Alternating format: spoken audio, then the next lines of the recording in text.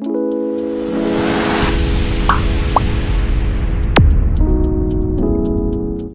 नमस्कार बच्चों, आपका जीनियस क्लासेज में स्वागत है। तो आज अपन केमिकल बॉन्डिंग पढ़ेंगे। केमिकल बॉन्डिंग के जो सिंपल टॉपिक्स है उनको कवर करेंगे। केमिकल बॉन्डिंग में एक तो अपने क्या आती है, दो बॉन्डिंग होती है, दो कोई अणु होते हैं, अणु के बीच में क्या होते हैं, परमाणु होते हैं। जैसे कि H2 होता है, H2O में क्या होते हैं, अणु अणु एक अणु है H2O, तो इसके अंदर क्या है, दो तीन परमाणु है। तो अणुओं और परमाणुओं के बीच बॉन्डिंग को अपन समझते हैं, उसे अपन क्या कहते हैं, केमिकल बॉन्डिंग। केमिकल में विभिन्न प्रकार के केमिकल बनते हैं, रसायन बनते हैं। तो उन रसायनों का क्या होता है, एक केमिकल फॉर्मूला होता है। उस केमिकल फॉर्मूले में उसको अपन एक अणु, जिसे अपन क्या कहते हैं, मॉलिक्यूल कहते हैं, अणु उससे दर्शाते हैं। और मॉलिक्यूल के अंदर विभिन्न प्रकार के एटम होते हैं, उनके मध्य विभिन्न प्रकार के स्ट्रक्चर बनते हैं। तो ये केमिकल बॉन्डिंग में इलेक्ट्रॉनों का क्या होता है, आदान प्रदान होता है। जैसे कोई परमाणु है, उसके पास इलेक्ट्रॉन की कमी है और किसी के पास इलेक्ट्रॉन ज्यादा है, तो वह आपस में इलेक्ट्रॉनों का साझा करते हैं, आपस में साझा युग्म बनाते हैं इलेक्ट्रॉनों का, ताकि इलेक्ट्रॉनों के अष्टक पूर्ण हो सके, ताकि एक विशेष परमाणु अपनी स्थायी संरचना प्रदान हो सके। जैसे अपन लुईस अवधारणा पढ़ेंगे, पहले लुईस वैज्ञानिक था, केमिस्ट्री में लुईस वैज्ञानिक होता है, उसकी अवधारणा के बारे में पढ़ेंगे। उसने क्या अवधारणा दी थी, उसने अवधारणा में दी थी, आपको एक अणु लेते हैं अपन पहले, सोडियम क्लोराइड NaCl के माध्यम से समझाते हैं। लुईस ने ये अवधारणा दी थी, जैसे अपने क्या घन होता है, एक प्रकार से जैसे घन होता है वर्ग, उसमें कितने कोने होते हैं, घन के 8 कोने होते हैं। घन में वैसे 8 कोने होते हैं, उसमें 8 इलेक्ट्रॉनों को अपन एक दूसरे के ऊपर फिक्स कर सकते हैं आराम से। जैसे ये अपन घन बनाते हैं, ऐसे ही बनता है, ये घन बना दिया, ये इसके अपन हम कितने इलेक्ट्रॉनों को कर सकते हैं, 8 इलेक्ट्रॉनों को कर सकते हैं ना। तो लुईस ने, वैज्ञानिक ने क्या कहा था कि 8 इलेक्ट्रॉनों को किसी भी तत्व के बाह्यतम कोश में अपन कितने इलेक्ट्रॉन रख सकते हैं, 8 इलेक्ट्रॉन, मैक्सिमम 8 इलेक्ट्रॉन अपन रख सकते हैं। तो घन हो गया, घन में कितने कोने हो गए, 1 2 3 4, 4 तो ऊपर की साइड हो गए, 4 नीचे की साइड हो गए। तो जिस प्रकार से घन में इलेक्ट्रॉनों को रखा जाता है, उसी प्रकार से इसी के आधार पर लुईस ने नियम समझाया था, जो कि लुईस सर्वप्रथम वैज्ञानिक थे जिन्होंने इलेक्ट्रॉनों को साजित करने के, यानी कि अष्टक पूर्ण करने के रूल को समझाया था। उन्होंने एक सोडियम क्लोराइड का उदाहरण लिया था। सोडियम क्लोराइड में क्या होता है, एक तो सोडियम होता है जिसमें आता है Na+ और Cl क्या आएगा, माइनस। तो इसमें क्या, इसमें ओनली एक ही इलेक्ट्रॉन है, क्या है, एक ही बाह्यतम कक्ष में एक है।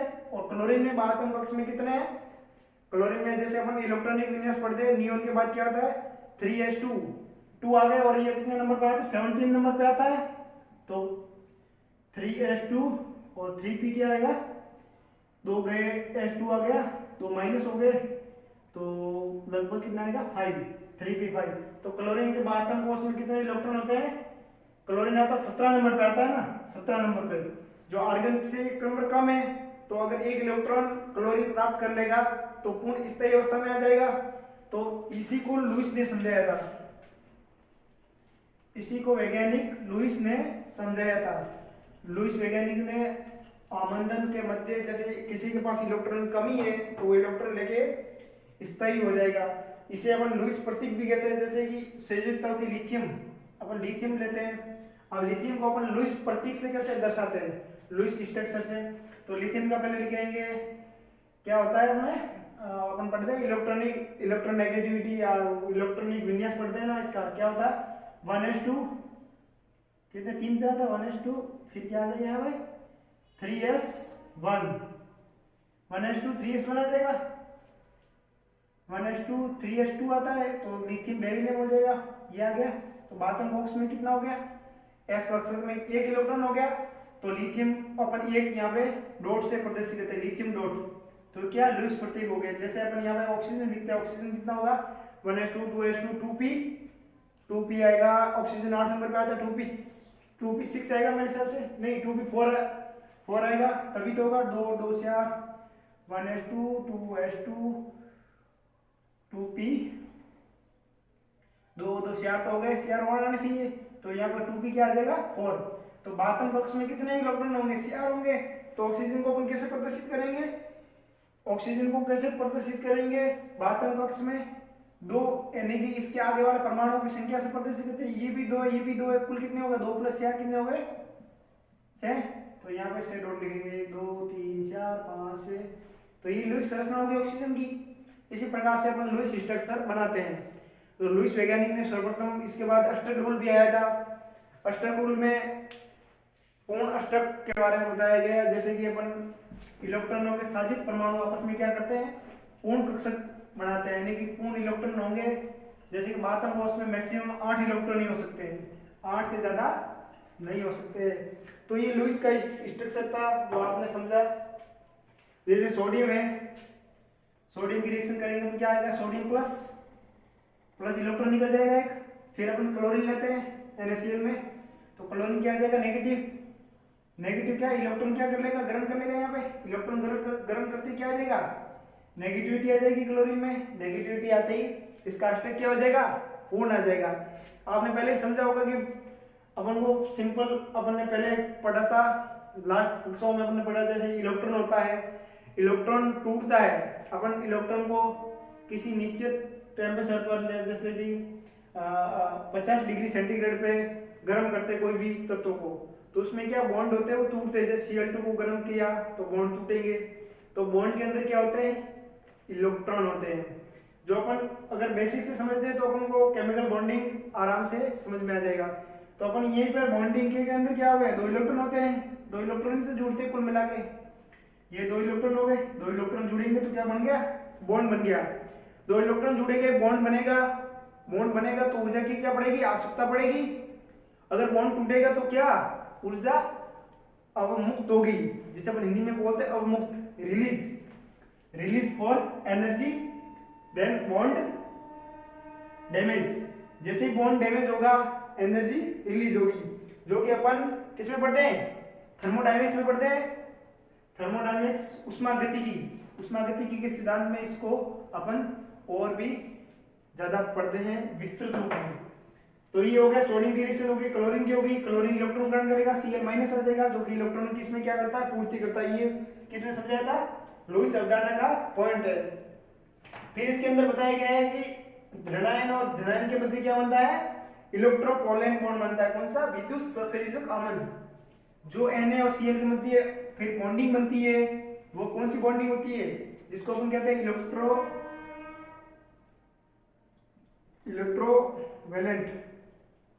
इलेक्ट्रोवैलेंट बॉन्ड, जिसको अपन हिंदी में कहते हैं विद्युत सहसंयोजक अमन। विद्युत सहसंयोजक अमन इलेक्ट्रो, जिससे अपन क्या वैलेंसी के बारे में पता लगते हैं। इलेक्ट्रॉन बॉन्डिंग से क्या अपन वैलेंसी, जैसे Cl- तो इलेक्ट्रोवैलेंसी होगी किसी एटम के ऊपर, फिक्स एटम के ऊपर। फिर अपन आगे बढ़ेंगे अष्टक रूल। अष्टक रूल क्या कहता है उसके बारे में अपन पढ़ेंगे नॉर्मली।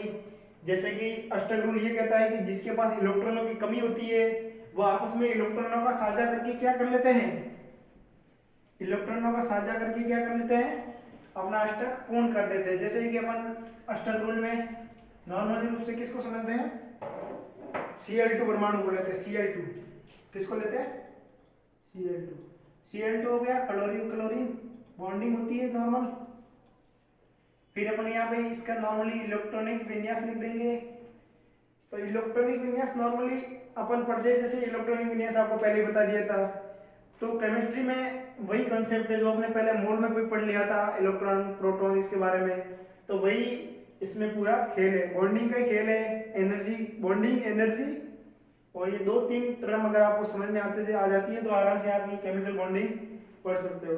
तो अपने लुईस अवधारणा पढ़ी थी। लुईस तो क्या कहता था, 2 विभिन्न प्रकार के एटम के मध्य इलेक्ट्रॉनों का साझा होता है, जिसमें किसी के पास इलेक्ट्रॉनों की कमी होती है तो ज्यादा इलेक्ट्रॉनों वाला अपना इलेक्ट्रॉन त्याग कर उसको देता है ताकि अष्टक पूर्ण। जैसे सोडियम के पास 1 इलेक्ट्रॉन है तो सोडियम बेशक क्या करेगा, 1 इलेक्ट्रॉन से कुछ हो नहीं सकता, तो वह ऐसे सोचेगा, क्लोरीन को दे देता है कि जा तू 1 इलेक्ट्रॉन ले ले और अपन तू स्थायी हो जा। तो इसलिए बॉन्डिंग बन जाती है NaCl के मध्य। इसलिए अपन क्रिस्टल रूप में पढ़ते हैं NaCl को, वरना NaCl को अपन पढ़ते नहीं अगर इसके मध्य बॉन्डिंग नहीं होती। तो इसलिए लुईस ने ये सिद्धांत दिया था। लुईस और इसमें ये अपन अंतर भी समझेंगे, ये डिफरेंस क्या है अष्टक रूल में और लुईस के रूल में, बीच में डिफरेंस पढ़ेंगे ताकि आसानी से समझ में आ जाए। क्योंकि अपन कोई भी दो चीज होती है उसके मध्य डिफरेंस पढ़ते हैं तो अपन को कोई भी चीज सरल रूप से समझ में आ जाती है। तो डिफरेंस पढ़ेंगे।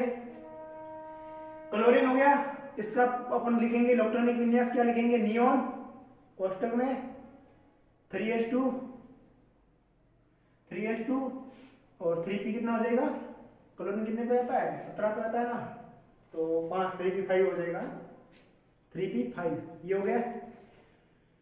तो अष्टक रूल कहता है कि क्लोरीन और क्लोरीन के मध्य कितने इलेक्ट्रॉन होते हैं, कितने इलेक्ट्रॉन होते हैं क्लोरीन और क्लोरीन के मध्य, 7 होते हैं ना। बाहरी कोष्टक में कितने हो गए, बाहरी कक्षक में उसके न की कक्षक को देखा जाएगा, उसकी कक्षक के आगे नंबर देखा जाएगा, यानी कि सेम ऑफ नंबर है 3 और 3 सेम ही आ रहा है, same he group of content में आ रहा है, यानी कि ये भी 3s2 3 आ रहा है, 3p5 तो 3 आ रहा है, तो 2 + 5 कितने हो गए 7 हो गए। तो अपन यहाँ पे 7 इलेक्ट्रॉन बनाएंगे सामान्य, 1 2 3 4 5 6 7, एक यहाँ पे बना दिया। फिर Cl2 है तो एक क्लोरीन और लेंगे अपन, तो यहाँ पे भी 1 2 3 4 5 6 और एक इलेक्ट्रॉन यहाँ पे हो गया। अब अपन पढ़ेंगे अष्टक रूल। अष्टक रूल ये कहता है कि क्लोरीन के पास अस्थायित्व रूप में रहता है तो अपना एक क्लोरीन इलेक्ट्रॉन साझा कर देता है। जैसे कि इसके पास 7 इलेक्ट्रॉन है तो एक इलेक्ट्रॉन साझा कर देगा, इसके पास 7 इलेक्ट्रॉन है एक इलेक्ट्रॉन साझा कर देते हैं। जैसे कि अपने परेशानी आती है, अपन नॉर्मली ऐसे समझ लो, जैसे कि अपने दो परिवार है आपस में रहते हैं, मान लो एक परिवार के पास कुछ चीज की कमी है और दूसरे के पास वो चीज है, तो दोनों, मान लो इसके पास क्या है टमाटर नहीं है, मान लो सुबह की सब्जी बना टमाटर नहीं है और इसके पास गोभी नहीं है, तो दोनों एक दूसरे के मध्य ये टमाटर दे देगा और ये गोभी दे देगा, यानी कि ये भी यहाँ पर सेम टू यही हो रहा है चीज, यानी कि दोनों अस्थायी है, दोनों ही सोच रहे हैं भाई क्लोरीन मैं एक इलेक्ट्रॉन दे दूंगा और ये एक इलेक्ट्रॉन दे देगा, तो दोनों इलेक्ट्रॉनों का साझा रूपांतरण कर देंगे, साझा रूपांतरण से दोनों स्थायी अवस्था में आ जाएंगे। तो यही अष्टक रूल अपन को समझाता है नॉर्मली। तो अपन देखो अब यहाँ पे संरचना बनाएंगे, 2 इलेक्ट्रॉन दे तो ये बन गई, कितने हो गए डायरेक्ट 8 इलेक्ट्रॉन हो गए, बाद में उसमें 8 होने चाहिए और ये बन गई 8। तो ये होता है अष्टक रूल, क्या, जिसको अपन ऑक्टाराइड इंग्लिश में क्या कहते हैं ऑक्टा रूल, अष्टक रूल। तो पढ़ लिया अपन ने अष्टक रूल के मेन पॉइंट अब देखेंगे। मैं इलेक्ट्रॉनिक संयोजन के संयुक्त रूप से होने वाले बातों को उसमें उत्कृष्ट गैस विन्यास लेते हैं। तो मेन पॉइंट अपन इससे बना सकते हैं, देखो इलेक्ट्रॉनों के पंक्ति, इलेक्ट्रॉनों का क्या होता है साझा रूपांतरण होता है, साझा विन्यास, यानी कि एक इलेक्ट्रॉन इसको साझा करेगा, इसको साझा करेगा, अष्टक संरचना बनेगी जिससे स्थायी होंगे। दूसरा इसमें क्या लिख रखा है कि प्रत्येक अमन का निर्माण परमाणु के मध्य इलेक्ट्रॉन युग्म के सविभाजन के द्वारा होता है। इलेक्ट्रॉनों का सविभाजन हो रहा है, बढ़ रहे हैं आपस में, ये हो गया सविभाजन आपस में, तो ये ऑक्टा रूल। इसके अपन नियम है, नियम तो अपन इसकी स्ट्रक्चर से भी पढ़ा सकते हैं आराम से। तो ये पढ़ लिया अष्टक रूल। अब अपन एक संरचना बनाएंगे किसकी, जैसे कि किसी की डिफरेंट संरचना बनाएंगे, जैसे कार्बन टेट्राक्लोराइड होता है CCl4, carbon tetrachloride, carbon tetra, carbon हो गया C, टेट्रा मतलब 4, क्लोरीन मतलब Cl, टेट्रा 4 आ गया, CCl4 सूत्र बन गया। अब इसके मध्य इलेक्ट्रॉन का साझा वही होता है, क्लोरीन कार्बन के कितने होते हैं 1s2 2s2 2p, 2 के कितने इलेक्ट्रॉन आ गए 2p हो जाएगा 2 हो जाएगा क्योंकि 6 होने चाहिए, तो 2 इलेक्ट्रॉन हो जाएंगे कार्बन के, यानी कि बातम कोश में 4 इलेक्ट्रॉन। तो कार्बन की अपन संरचना बनाएंगे नॉर्मली, क्लोरीन कितने 4, 1 2 3 4, दूर लिख दिए ताकि अपन को आसानी से समझ में आ जाए।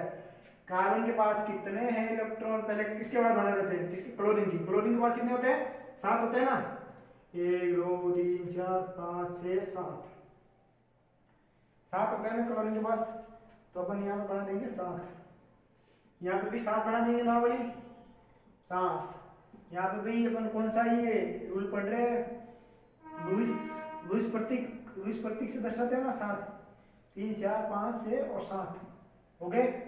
कार्बन के बाद कितने थे 1s2, कार्बन की इलेक्ट्रॉन 1s2 2s2 2p4, तो कितने हो गए 2 2 के पास 4 और 2 2p2 होता है ना, यानी कि 4 हो गए। तो इसके पास होते हैं 4 भैया, ये 1 2 दूर दूर बना दे ताकि 1 2 3 और 4। अब क्लोरीन को एक एक इलेक्ट्रॉन की जरूरत है, तो कार्बन कहेगा कार्बन एक एक इलेक्ट्रॉन साझा कर देगा ताकि क्या हो जाएगी, इलेक्ट्रॉनों की पूर्ति हो जाएगी, इलेक्ट्रॉनों की आपस में मिल जाएंगे, बॉन्डिंग हो जाएगी। अब देखो क्लोरीन में 7 इलेक्ट्रॉन है, एक इलेक्ट्रॉन इससे रहेगा, पूर्ति हो गई, पूर्ति हो गई, ये पूर्ति हो गई क्लोरीन को, चारों क्लोरीन को पूर्ति हो गई, चारों क्लोरीन को पूर्ति हो गई। तो कार्बन को पूर्ति कैसे होगी, इलेक्ट्रॉनों का साझा कर रहे हैं, प्रत्येक क्लोरीन से एक इलेक्ट्रॉन प्राप्त हो रहा है, प्रत्येक क्लोरीन से एक इलेक्ट्रॉन प्राप्त हो रहा है, और क्लोरीन कितने हैं 4, और कार्बन के पास कितने इलेक्ट्रॉन है, जिसने क्लोरीन के साथ साझा किया 4 इलेक्ट्रॉन। तो कार्बन के 4 इलेक्ट्रॉन क्लोरीन के अलग अलग 4 परमाणुओं के इलेक्ट्रॉनों के साथ साझा करके एक युग्म बनाते हैं, जिसको अपन कार्बन टेट्राक्लोराइड का युग्म कहते हैं। जैसे अपन किसी 12th बोर्ड वगैरह में अगर डेफिनेशन लिखनी है, जैसे बोर्ड में अपन लिखते हैं ना, लाइनों में लिखना पड़ता है, वहां पे डेफिनेशन लिखनी पड़ती है, कार्बन टेट्राक्लोराइड को समझाइए, तो वहां पे अपन इस स्ट्रक्चर से लिख सकते हैं। तो इसका भी पूरा करेंगे, कार्बन का भी भत्ता पूरा करना पड़ेगा। तो ये कार्बन का भी कर दिया, 2 2 इलेक्ट्रॉन, एक तो खुद का है और ये खुद क्लोरीन का है, एक ले लेगा यहाँ से, नहीं हाँ एक ले लेगा, और ये पूरा कर दिया, ये 8 हो गए। इसके बाद 8 हो गए, कार्बन स्थायी हो गया, क्लोरीन चारों स्थायी हो गए। तो यही अष्टक रूल समझाता है। तो दोस्तों केमिकल बॉन्डिंग बहुत सरल सब्जेक्ट है, यह सब्जेक्ट है सरल सब्जेक्ट है।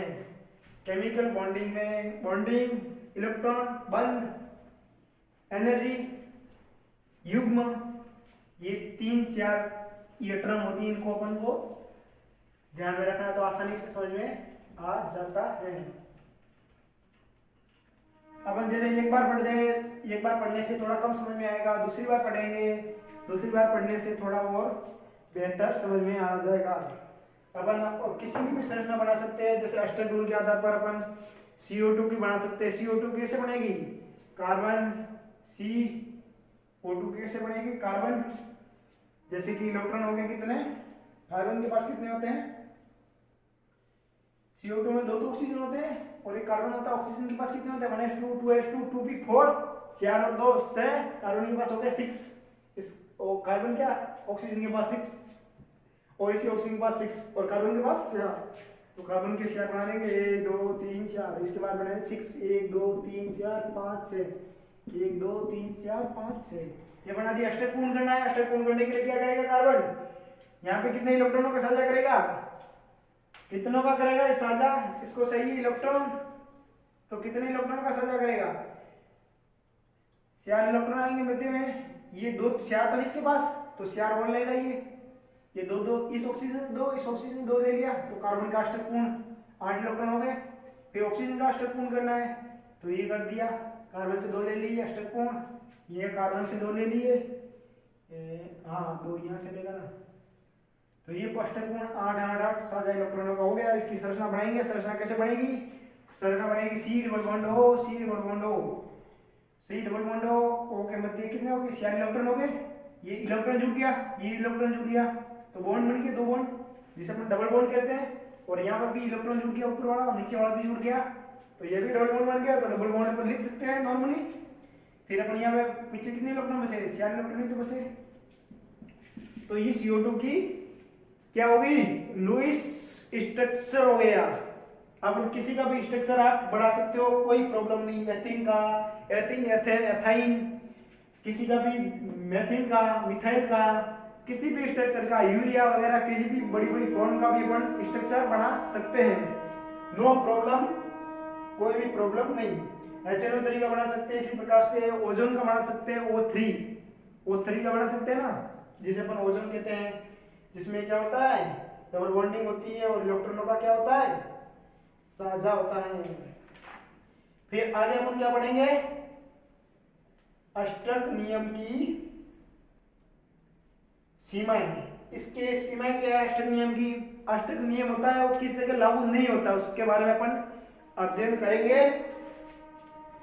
अष्टक रूल किन किन अणुओं पर लागू नहीं होता, ऐसे कौन कौन से मॉलिक्यूल होते हैं जिन पे इसको लागू अपन नहीं कर सकते। यानी कि लागू नहीं करने का मतलब क्या है, यानी कि वहां पे इलेक्ट्रॉनों का साझा नहीं हो सकता। तो इसमें अपन पढ़ते हैं कि केंद्रीय परमाणु का अपूर्ण अष्टक, अगर केंद्रीय परमाणु का अपूर्ण अष्टक होता है जैसे BCl3 LiCl BCl3 हो गया LiCl, इसके अलावा कौन सा परमाणु है BeS2, केंद्रीय परमाणु का अपूर्ण अष्टक। जैसे कि लिथियम हो गया, लिथियम के पास कितना हो गया, ये भी तो हो गया लास्ट सेक्शन में। और क्लोरीन क्या हो गया, क्लोरीन के पास कितने होते हैं 2 3 4 5 6 और 7 होते हैं क्लोरीन के पास। तो अब इसके पास क्या है, अपूर्ण अष्टक है। केंद्रीय परमाणु के पास क्या है, इलेक्ट्रॉनों की क्या है, कमी है, ओनली एक इलेक्ट्रॉन ही है।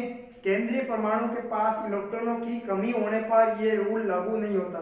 तो प्रथम समझ में आ गया ऐसी कौन कौन सी प्रजातियां हो सकती है, कई सारी प्रजातियां हो सकती है जिसको अपन अगर एग्जाम में क्वेश्चन आया तो अपन डायरेक्ट स्ट्रक्चर बनाएंगे। कौन सा स्ट्रक्चर बनाएंगे, लुईस स्ट्रक्चर बनाएंगे, अष्टक रूल देखेंगे, अष्टक रूल चेक करेंगे, पता लग जाएगा अपन केंद्रीय परमाणु के पास इलेक्ट्रॉन की कमी है नहीं है। अगर कमी है तो संरचना नहीं बनेगी, लुईस रूल लागू नहीं होगा। इसी प्रकार से BeS2 जैसे बेरिलियम हो गया, बेरिलियम हाइड्रोजन हाइड्रोजन हाइड्रोजन क्या होता है 1s1 1s1 1 इलेक्ट्रॉन 1 इलेक्ट्रॉन, सीधा देख रहा है केंद्रीय परमाणु के पास इलेक्ट्रॉन क्या होती है, कमी होती है 1s2 2s2। तो डायरेक्ट सीधे ही रूल है अपन अप्लाई करके लागू कर सकते हैं। इसके अलावा ये कहां पे लागू नहीं होता, विषम इलेक्ट्रॉन ओड इलेक्ट्रॉन होते हैं वहां पे भी लागू नहीं होता। ओड इलेक्ट्रॉन में आ गया जैसे nitrogen dioxide, nitric oxide NO2 आ गया। NO2 की संरचना होती है जिसमें क्या होता है विषम इलेक्ट्रॉन होते हैं, इलेक्ट्रॉनों की संख्या क्या होती है विषम होती है, यानी कि इलेक्ट्रॉनों का साझा सही रूप से नहीं हो पाता इलेक्ट्रॉनों में। इसमें कौन सा आता है NO और NO2। तो भी ये भी क्या अष्टक रूल की एक कमी को इंगित करता है, कमी को दर्शाता है। अष्टक रूल की और भी कमियां है जैसे कि उत्कृष्ट कैसे होती है, जैसे कि जीनोन, जीनोन की संरचना बनाते हैं HCF2 और क्या होता है HCOF2। इसके अलावा क्रिप्टोन F2, क्रिप्टोन भी क्या है अक्रिय गैस है जीनोन क्रिप्टोन, तो इसमें लागू नहीं होता। इसके बाद अष्टक नियम अणु की आकृति स्पष्ट नहीं करता, आकृति स्पष्ट नहीं करता, ऊर्जा सापेक्ष स्थायित्व के संकेत नहीं देता, आकृति को स्पष्ट रूप से नहीं समझाता, सापेक्ष रूप से आकृति के मध्य इलेक्ट्रॉनों का साझा रूप को भी नहीं समझाता। तो ये क्या है मुख्य इसकी कमियां है जो कि अपन अष्टक रूल में लागू नहीं कर सकते। अष्टक रूल में ऐसे एटम आएंगे उस पे अपन साझा इलेक्ट्रॉनों का बदलाव, इलेक्ट्रॉनों से संरचना का स्थायित्व इनको अपन नहीं समझा सकते। तो ये नॉर्मली अपन ने पढ़ लिए। अब आगे वाला का टॉपिक है आयन और वैद्युत अमंद। आयनिक यौगिकों मध्य बॉन्डिंग होती है ना, उसके बारे में आगे पढ़ेंगे कि बॉन्डिंग कैसे होती है, जालक एंथैल्पी, बॉन्ड लंबाई के बारे में आगे अपन पढ़ेंगे। किसके बारे में पढ़ेंगे अपन आयनिक बॉन्डिंग के बारे में। कौन सी बॉन्डिंग, आयनिक बॉन्डिंग, आयनों के मध्य क्या होती है बॉन्डिंग होती है, उसके बारे में पढ़ेंगे। जितना संरचना बड़ी होगी एटम बड़ा होगा उसके मध्य इलेक्ट्रॉनों का सहसंयोजी जो बॉन्ड बढ़ेगा वो उसी प्रकार से बढ़ेगा। जैसे अपन देखते हैं आयन बॉन्डिंग किसमें देखते हैं सर्वप्रथम अपन खनिजों में, यौगिकों में देखी जाती है बॉन्डिंग जो क्या होती है बहुत जटिल होती है। उदासीन परमाणु में ऋणाणुओं के मध्य बनती है। कोई भी उदासीन एटम हो गया उसमें एक तो कैटायन हो गया एक हो गया एनायन, कैटायन और एनायन के मध्य क्या होती है बॉन्डिंग होती है जिसको अपन सिंपल रूप से क्या कहते हैं आयनिक बॉन्डिंग कहते हैं। आयनिक आमंद हिंदी में कहते हैं आमंद, बॉन्डिंग को क्या कहते हैं हिंदी में आमंद। जैसे इसमें समय कैल्शियम क्लोराइड, कैल्शियम क्लोराइड ये क्या है, केमिस्ट्री में केमिकल यौगिक है, केमिकल यौगिक। इसको अपन NaCl क्या हो गया, नमक के क्रिस्टल होते हैं। जैसे अपन भौतिक रूप में इसको, केमिकल रूप में तो NaCl हो गया, भौतिक रूप में क्या होता है, ये नमक के क्रिस्टल होते हैं। NaCl किसके क्रिस्टल होते हैं, नमक के। जैसे कि नमक की विभिन्न प्रकार की परतें होती है, जैसे कि अपने राजस्थान में बीकानेर के लुणकसर, बीकानेर में लुणकसर जगह पे कई सारी ऐसी खारे पानी की झीलें वगैरह होती है, वहाँ पे क्या होता है, नमक के क्रिस्टल जमे होते हैं। वहाँ पे नमक का क्या उत्पादन किया जाता है बहुत ज़्यादा, तो उनके मध्य क्या होती है, NaCl की विभिन्न प्रकार की परतें होती है, हजारों करोड़ों परतें होती है। अब उनको वो इसमें NaCl ये इनकी सबकी जो प्रैक्टिकल डाटा होता है बॉन्ड लंबाई का, ये अपन किसमें निकालते हैं, विभिन्न प्रकार की प्रयोगशाला वगैरह में इसकी जांच करते हैं, बॉन्ड लंबाई के बारे में अपन, और इसकी एनर्जी के बारे में, इसके जो भी इसका जो बॉन्डिंग संरचना होती है उसके बारे में अपन पूरा विस्तृत रूप से पढ़ते हैं। तो आज अपन ने पढ़ लिया, नॉर्मल अष्टक रूल पढ़ लिया, समझ में आ गया अष्टक रूल, लुईस अवधारणा, लुईस प्रतीक, लुईस के पॉइंट पढ़ लिए, मुख्य मुख्य पॉइंट थे वो। तो ये पूरा केमिकल बॉन्डिंग का थोड़ा थोड़ा शुरुआती पार्ट अपन ने कवर कर लिया। आगे अपन बॉन्ड लंबाई, बॉन्ड एंगल, यानी कि किस प्रकार से दो परमाणुओं के मध्य एंगल बनता है, कितने डिग्री का, 120 डिग्री का बनता है, 90 डिग्री का भी बनता है परमाणुओं के मध्य, तो बॉन्ड एंगल का ऑर्डर भी पढ़ेंगे। इसके अलावा बॉन्ड लेंथ भी पढ़ेंगे, बॉन्ड लेंथ पढ़ेंगे तो बॉन्ड एनर्जी भी आ जाएगी उसके अंतर्गत। तो इन सारी संरचनाओं को अपन केमिकल बॉन्डिंग में विस्तृत रूप से आगे पढ़ेंगे। तो ठीक है, आज की क्लास यहीं तक, फिर आगे अपन पढ़ेंगे बॉन्ड एनर्जी वगैरह, बॉन्ड के अन्य गुणधर्म वगैरह के बारे में, भौतिक गुणधर्म, आयनिक गुणधर्म, कई प्रकार से अपन इसका विस्तृत अध्ययन